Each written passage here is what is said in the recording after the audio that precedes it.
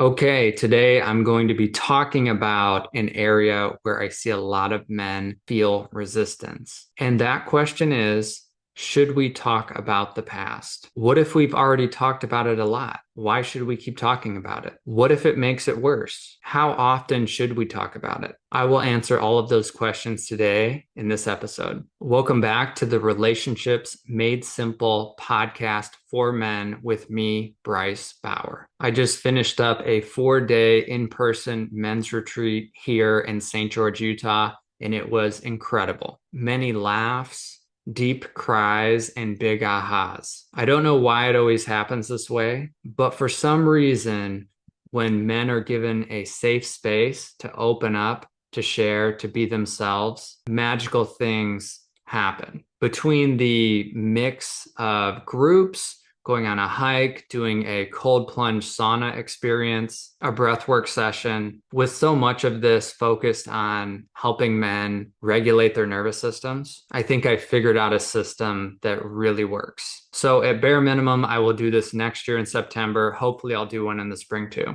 And I just wanted to share that with you because if you've ever thought about doing some work on yourself, or maybe you have and it hasn't given you exactly what you want, being a part of a men's group or going to an in-person men's retreat can make a huge difference in your life. Okay, so let's get back to the topic. When I see men resist talking about the past, often what they're referring to is times in their relationship when they did or didn't do something and that had an impact on their partner. They still have feelings about it. Now, if their partner did or didn't do something to them, there's usually more openness to talk about that, but they don't want the spotlight turned towards them. If you are really trying to step up as a partner, I have some confronting news for you. You can't outrun your past. It will always be a part of your present day experience. And if you're used to compartmentalizing things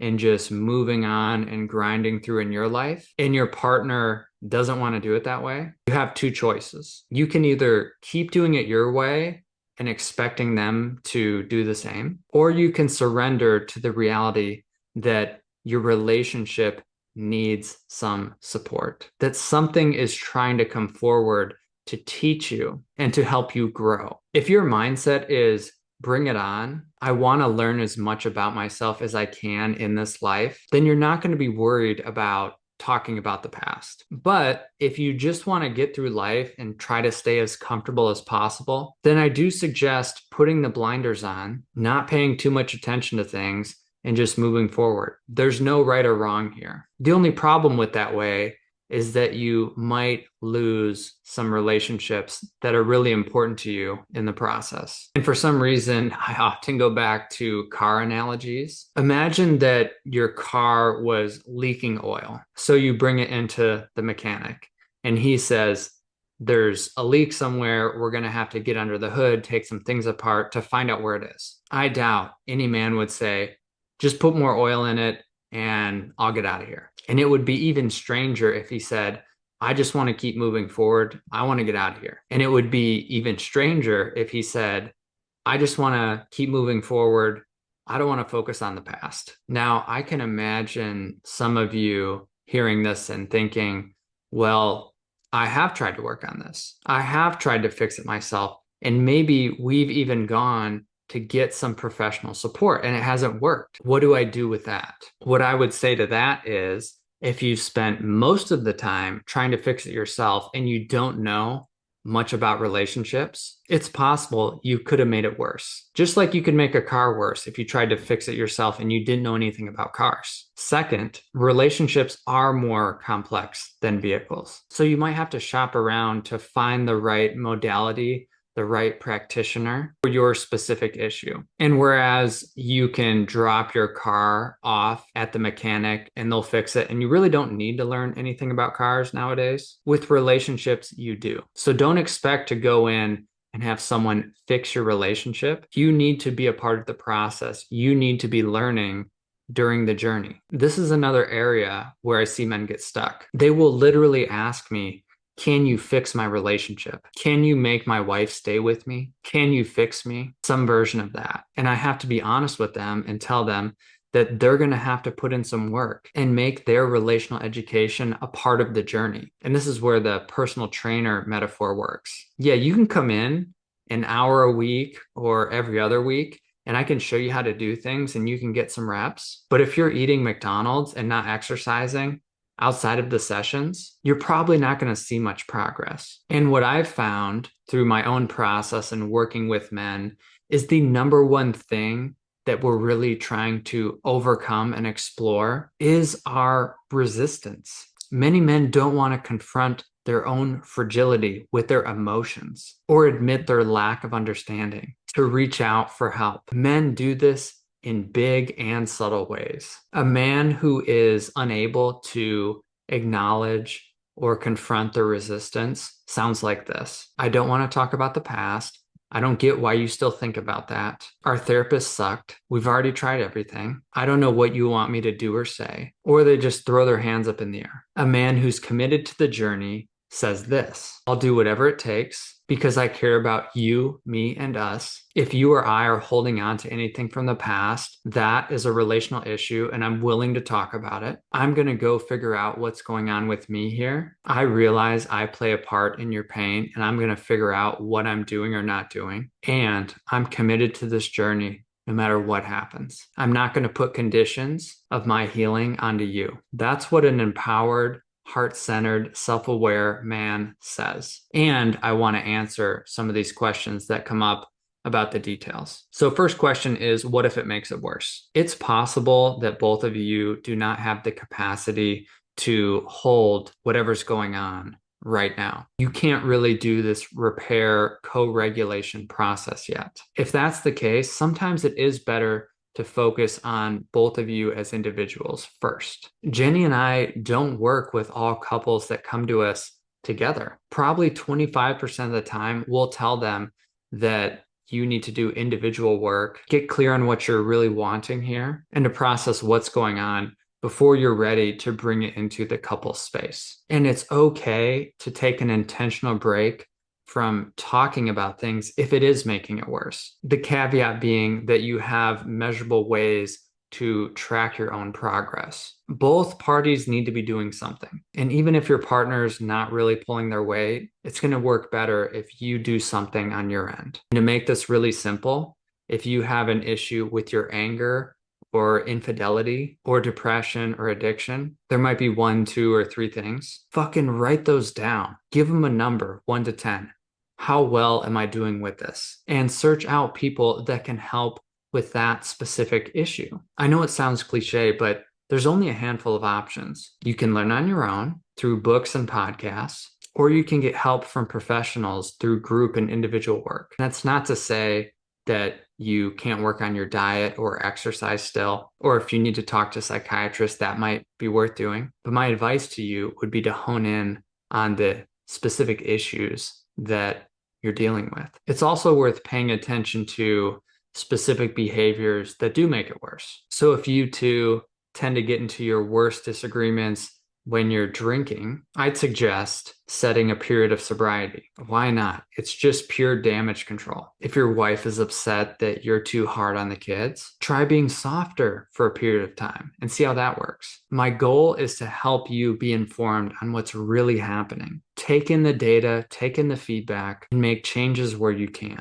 I also want to highlight the word worse because that can mean different things. Just because big feelings come up, maybe anger or sadness from your partner, that doesn't necessarily mean that it's making things worse. You might not like it. It might make you feel uncomfortable. It might bring up feelings in you, but sometimes that's what has to happen. Some things are difficult to process and there can be a buildup and then an explosion. So as long as you're both physically safe, big emotions don't have to be a problem. Your wife or partner might actually be healing when you think they're going crazy because you've never really seen someone do that up close and it seems out of control. That's kind of how emotions work. In order to feel them, sometimes we have to release control and just let them come forward and be in the messiness and have compassion for the messiness. Another question is the why. Why talk about things in the past? I think there are 2 big reasons. One, if something's coming up from the past in the present, it becomes a present issue. Just like I said, we can't run from our past.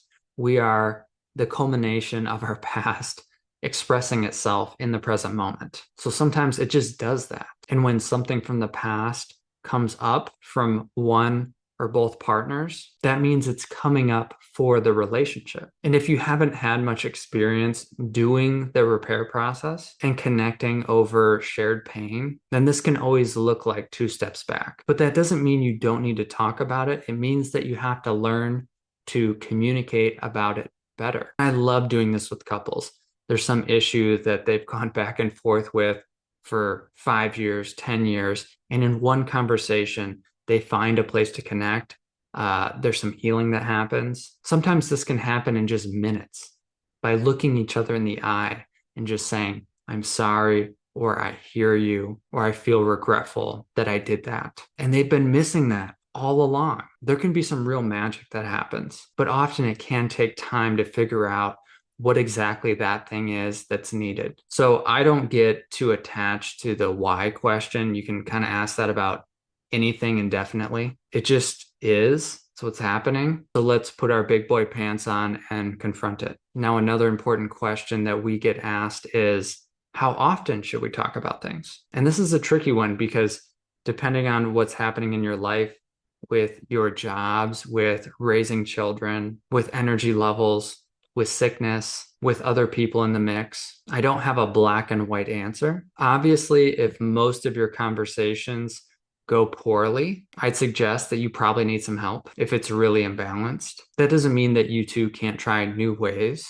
Maybe you learn a communication practice online and you try that instead. Usually, if the relationship is feeling mostly stressful, that means that there's been a buildup. There's not a lot of safety there. And so having a witness who can hold space for you two and direct is going to be what's going to work most effectively. For most couples, I think you need at least 10 minutes of connection time per day if you're living together, no matter how busy you are. That should be the goal, bare minimum. At least 10 minutes of present-centered checking in per day. That doesn't mean that you have to dive into the hard stuff every time, but that will give you a gauge as to know what's really happening with your partner and for you to share that with them. Earlier on in our relationship, Jenny and I would set aside an hour on Saturdays to talk about how we're really doing and our relationship. And we did that for a while, probably about a year. It was nice to have that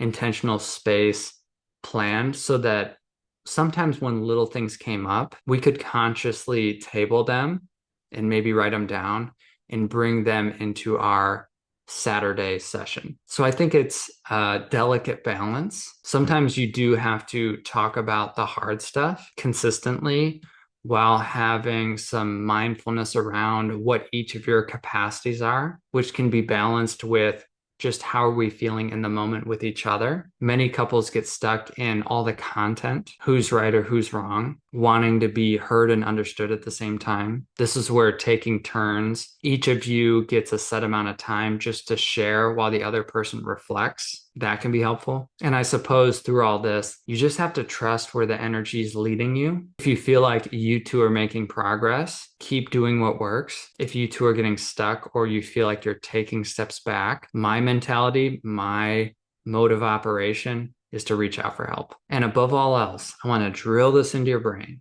Do not make your partner wrong for wanting to talk about the past. You can say, that's scary for me. I don't know how to do that. I think we should get some help, or I'm willing to try, but I might need to take a break. Those are all perfectly fine responses, but continually asking, why do we have to talk about this? And having a shitty attitude does not work. And you probably already know this. So that's what I got for you guys today. If you want more information on how to work with me or Jenny and I, men's groups, all that, I will include some links in the description. I'll see you next week.